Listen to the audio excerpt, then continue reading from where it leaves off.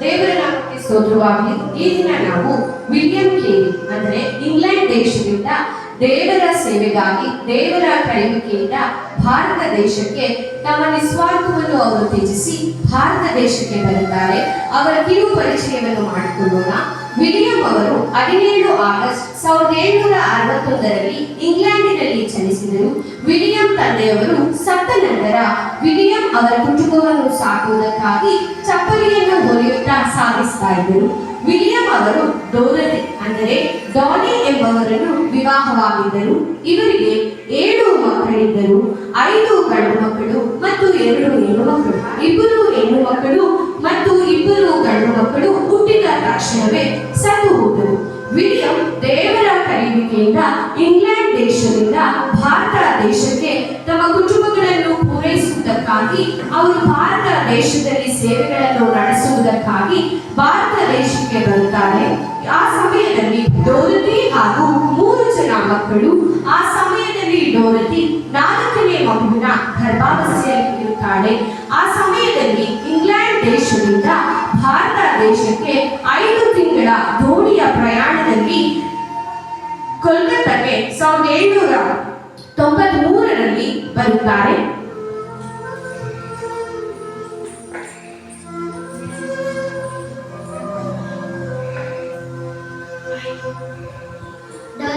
ಬ್ಯಾಂಕ್ನ ಒಳಗೆ ಇದು ಹೊಸ ಜಾಗ ಅಲ್ವಾ? ಮಕ್ಕಳಿಗೆ ತೋರಿಸ್ಕೊಂಡು ಸರಿ ಬನ್ನಿ ಮಕ್ಕಳೇ.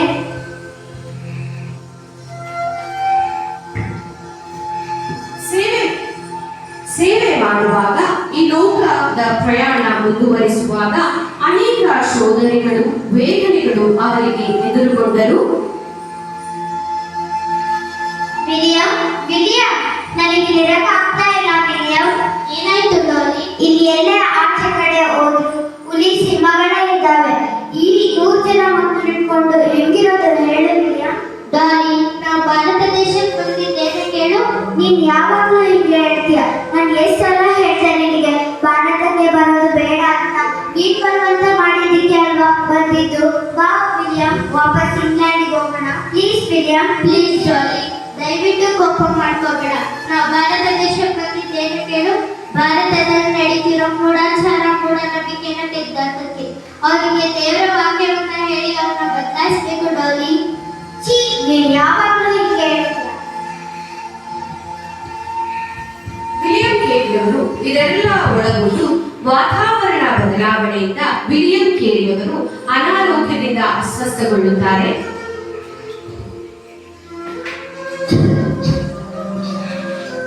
ವಿಲಿಯಂ ವಿಲಿಯಂ ಏನಾಯ್ತು ವಿಲಿಯಂ? ಯಾಕೆ ಮಲಗಿದೀಯಾ?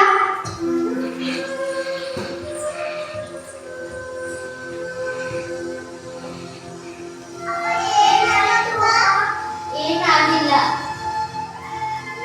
ರಾಮಪ್ಪ ರಾಮಪ್ಪ, ನಮ್ಮ ಮನೆಯವ್ರಿಗೆ ಹುಷಾರಿಲ್ಲ. ಹೋಗ್ಬಿಟ್ಟು ಡಾಕ್ಟರ್ನ ಕರ್ಕೊಂಡು ಬನ್ನಿ. ಸರಿ.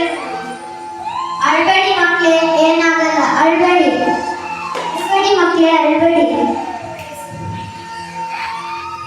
ಡಾಕ್ಟ್ರೆ, ನಾವು ಮಾಡಿದ ಯಜಮಾನಿಗೆ ಹುಷಾರಿಲ್ಲ. ಬನ್ನಿ ನೋಡಿ. ಏನಾಯ್ತು ಮೋದೆ? ಗೊತ್ತಿಲ್ಲ ಡಾಕ್ಟ್ರೆ. ಏನಾಗಿದೆ ಡಾಕ್ಟ್ರೆ? ಅಲ್ಲಮ್ಮ ನೋಡ್ತೀನಿ. ಏನಾಯ್ತು ಡಾಕ್ಟರ್? ಇದು ಮಲೇರಿಯಾ ಜ್ವರ ಮೋದೆ. ಅಯ್ಯೋ, ಇದಕ್ಕೆ ಮಾತ್ರೆ ಬರ್ಕೊಡ್ತೀನಿ ಕೊಡಿ ಮೋದೆ. ಸರಿ. ಏನಾಯ್ತು ಡಾಲಿ? ನಿಮ್ಗೆ ಮಲೇರಿಯಾ ಜ್ವರ ಬಂದಿದೆಯಂತೆ. ಏನಾಗಲ್ಲ ಬಿಡು, ದೇವ್ರು ನೋಡ್ಕೊಳ್ತಾರೆ. ನೀವ್ ಯಾವಾಗ್ಲೂ ಹಿಂಗೆ ಹೇಳ್ತೀರಾ. ನಡೀರಿ ಮಕ್ಕಳೇ, ಹೋಗೋಣ.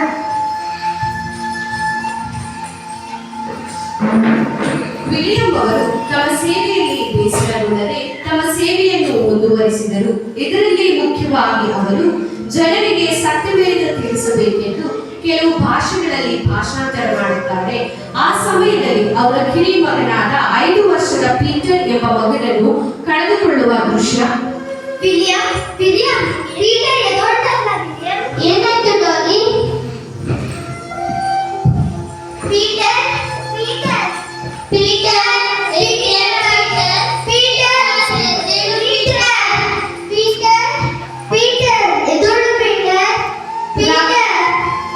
ರಾಮಯ್ಯ ರಾಮಯ್ಯ, ನನ್ನ ಮಗ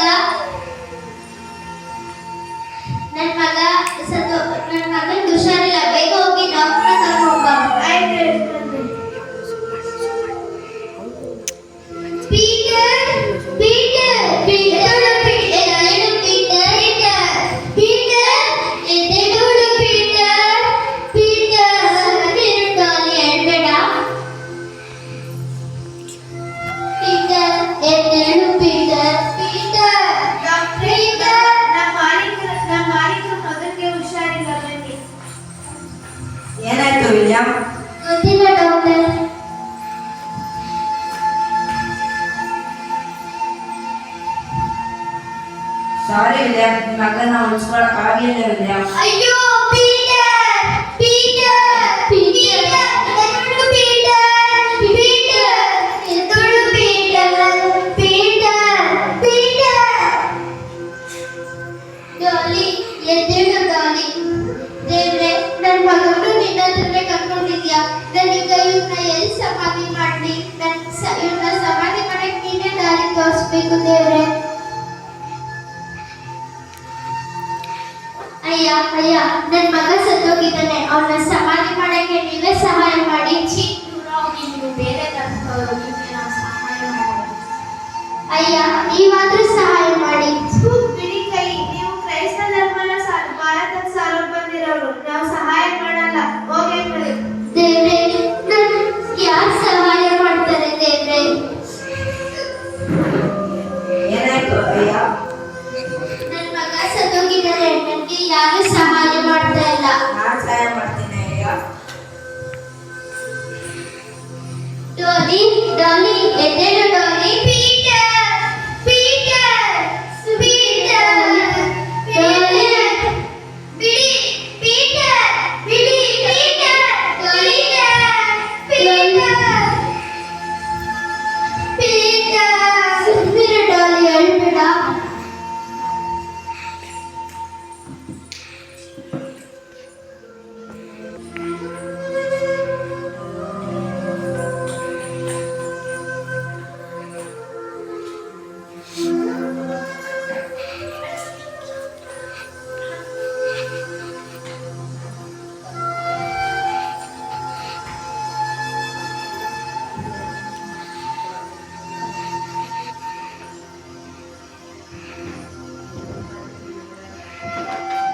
ಡಾಲಿ ಡಾಲಿ ಪೀಟರ್ ಪೀಟರ್ ಕೊಲೆಗಾರ, ಹೋಗು ಡಾಲಿ. ಬೇಡ, ಹೋಗು ಡಾಲಿ. ಸುಮ್ಮನಿರು ಡಾಲಿ. ಡಾಲಿ ಸಾಕು ಡಾಲಿ, ಸುಮ್ಮನಿರು Dolly. Peter Peter Peter Peter Dolly ಎದ್ದೇಳು ಡಾಲಿ. ಡಾಲಿ ದೇವ್ರೆ, ಡಾಲಿನೂ ಕೂಡ ಮಾನಸಿಕವಾಗಿ ಕುಗ್ಗೋಗಿದ್ದಾಳೆ. ಅವಳಿಗೆ ಸಹಾಯ ಮಾಡು ದೇವ್ರೆ. ಡಾಲಿ ಎದ್ದೇಳು ಡಾಲಿ. ಪೀಟರ್ ವಿಲಿಯಂ, ನನಗೆ ಪೀಟರ್ ಬೇಕು. ಡಾಲಿ ಡಾಲಿ ಪೀಟರ್ ಡಾಲಿ ಹೋಗೋಣ. Peter Peter. ಇದೇ ರೀತಿ ವಿಲಿಯಂ ಅವರು ಅನೇಕ ವೇದನೆಗಳು, ಅನೇಕ ಹೋರಾಟಗಳಿಂದ, ಅನೇಕ ಅಸ್ವಸ್ಥತೆಗಳಿಂದ ನರಳಿದರೂ ಕೂಡ ತಮ್ಮ ಸೇವೆಯನ್ನು ಭಾರತ ದೇಶಕ್ಕೆ ಬಂದಿರುವಂತಹ ದೇವರ ಕರೆಯುವಿಕೆಯನ್ನು ಮರೆಯದೆ ಅವರು ಅನೇಕ ಸ್ಥಿತಿಗತಿಗಳನ್ನು ಭಾರತದಲ್ಲಿ ಹೋರಾಡಿ ಜಯಿಸುವುದಕ್ಕೆ ಮುಂದಾಗುತ್ತಾರೆ. ಅದರಲ್ಲಿ ಸ್ವಲ್ಪ ದಿನದ ನಂತರ ಭಾರತವನ್ನು ಪೀಡಿಸುತ್ತಿದ್ದ ಸತಿ ಸಮಾಗಮ ಪದ್ಧತಿ, ಅಂದ್ರೆ ನಮ್ಮೆಲ್ಲರಿಗೂ ಕೂಡ ತಿಳಿದಿದೆ. ಸತಿ ಸಮಾಗಮ ಪದ್ಧತಿ ಅಂದರೆ ಗಂಡನು ಸತ್ತ ನಂತರ ತಕ್ಷಣವೇ ಹೆಂಡತಿಯನ್ನು ಕೂಡ ಆ ಕ್ಷಣವೇ ಆ ಗಂಡನೊಟ್ಟಿಗೆ ಬೆಂಕಿಯಲ್ಲಿ ಸಾಯಿಸ್ತಾ ಇದ್ರೆ, ಅದೇ ಪದ್ಧತಿಯನ್ನು ವಿಲಿಯಂ ಕೇರಿಯವರು ಹೋರಾಡಿ ಜಯಿಸುವುದಕ್ಕೆ ಅವರಿಗೆ ಪಟ್ಟಂತ ಶ್ರಮಗಳು ಎಷ್ಟೆಂದು ನಾವು ಈ ಸಮಯದಲ್ಲಿ ನೋಡಿಕೊಳ್ಳೋಣ.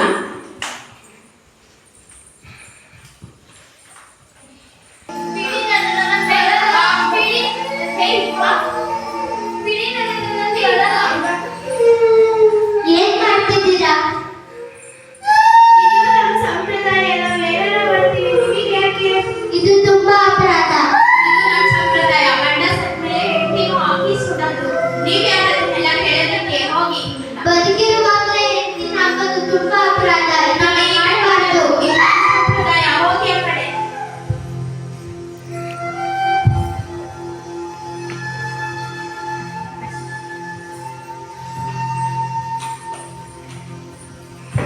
ಇಲ್ಲಿಗೆ ಸತಿ ಸಮಾಗಮ ಪದ್ಧತಿಯನ್ನು ಅವರು ಎಷ್ಟು ವಿರೋಧಿಸಿದರೂ ಕೂಡ ವಿಲಿಯಂ ಅವರು ಜಯಿಸುವುದಕ್ಕೆ ಆಗುವುದಿಲ್ಲ. ಆದರೂ ಕೂಡ ಅವರು ಪಟ್ಟಂತ ಶ್ರಮಗಳು, ಪಟ್ಟಂತ ಧೈರ್ಯಕ್ಕೆ ನಾವೆಲ್ಲರೂ ಕೂಡ ಮೆಚ್ಚುಗೆಯನ್ನು ಸಲ್ಲಿಸಬೇಕು.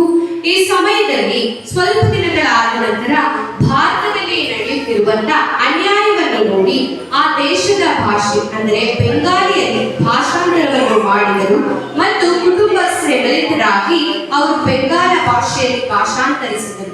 ಮತ್ತು ಸ್ವಲ್ಪ ದಿನದ ನಂತರ ತನ್ನ ಹೆಂಡತಿ ಡೋರತಿ ಮಾನಸಿಕ ಅಸ್ವಸ್ಥತೆಯಿಂದ ಮರಣ ಹೊಂದುತ್ತಾರೆ. ಇದಲ್ಲದೆ ತನ್ನ ಜೀವಿತದಲ್ಲಿ ನಡೆದರು ಇವೆಲ್ಲವನ್ನೂ ಕೂಡ ಸಹಿಸಿಕೊಂಡು ತಮ್ಮನ್ನು ತಾವು ದೇವರ ಬಳಿಯಲ್ಲಿ ತಗ್ಗಿಸಿಕೊಂಡು ತಮ್ಮ ಸೇವೆಯನ್ನು ಮುಂದುವರಿಸುತ್ತಾರೆ. ತರುವಾಯ ಭಾಷಾಂತರ ಮಾಡಿದ ಕೆಲವು ಪುಸ್ತಕಗಳು, ಸತ್ಯವೇದಗಳು ಬೆಂಕಿಯಲ್ಲಿ ಎಲ್ಲವೂ ಕೂಡ ದಹಿಸಿ ಬಿಡುತ್ತದೆ. ಆ ಸಮಯದಲ್ಲಿ ಅವರಿಗೆ ವೇದನೆಗಳು, ನೋವುಗಳು ಬಂದರೂ ಕೂಡ ಅವರು ದೇವರಿಗೆ ಮೊರೆಯನ್ನು ಇಡುತ್ತಾರೆ.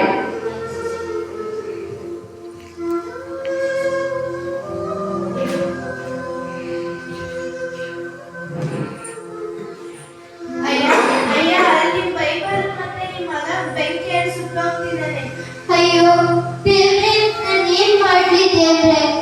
ನನ್ನಿಂದಾನೇ ಇದೆಲ್ಲ ಆಗಿದೆ ದೇವ್ರೆ, ನನ್ನ ಕ್ಷಮಿಸಿ. ಇದನ್ನ ನನ್ನ ಮಗನು ಇದ್ರಲ್ಲಿ ಸತ್ತೋಗಿದ್ದಾನೆ ದೇವ್ರೆ, ನನ್ನ ಕಾಪಾಡು ದೇವ್ರೆ. ಇದೇ ರೀತಿ ವಿಲಿಯಂ ಕೇರಿಯವರು ಭಾರತ ದೇಶಕ್ಕೆ ಬಂದಂತ ಉದ್ದೇಶವನ್ನು, ಭಾರತ ದೇಶದಲ್ಲಿ ನಡೆಯುತ್ತಿದ್ದ ಅನೇಕ ಅನಾಚಾರಗಳನ್ನು, ಅನೇಕ ದುರಾಚಾರಗಳನ್ನು ಬಿಡದೆ ಅವರು ತಮ್ಮ ದೇವರ ಕೃಪೆಯಿಂದ, ಅಂದರೆ ದೇವರು ಕರೆಯಲ್ಪಟ್ಟಂತ ಉದ್ದೇಶವನ್ನು, ಅವರ ಹೆಂಡತಿಯು ಮೃತ ಹೊಂದಿದರು ಮತ್ತು ಅವರ ಮಕ್ಕಳು ಸತ್ತು ಹೋದರೂ ಕೂಡ ವಿಲಿಯಂ ಕೇರಿಯವರು ತಮ್ಮನ್ನು ತಾವು ದೇವರಲ್ಲಿ ಬಿಟ್ಟುಕೊಡದೆ ತಮ್ಮ ಸೇವೆಯನ್ನು ಮುಂದುವರಿಸುತ್ತಾರೆ. ಇವರು ವಿಲಿಯಂ ಕೇರಿಯವರು ಈ ಸುದೀರ್ಘ ಕಾಲದ ಪ್ರಯಾಣದಲ್ಲಿ ವೇದನೆಯಲ್ಲಿ, ಶೋಧನೆಯಲ್ಲಿ, ಮರಣದಲ್ಲಿ, ದುಃಖದಲ್ಲೂ, ನೋವಿನಲ್ಲೂ, ಅನ್ಯಾಯ, ಅವಮಾನ ಅವರು ತಮ್ಮ ಸೇವೆಯನ್ನು ಮುಂದುವರಿಸಿದರು. ಕೇರಿಯವರು 29 ಭಾಷೆಯಲ್ಲಿ ಸತ್ಯವೇದವನ್ನು ಭಾಷಾಂತರಿಸಿದರು.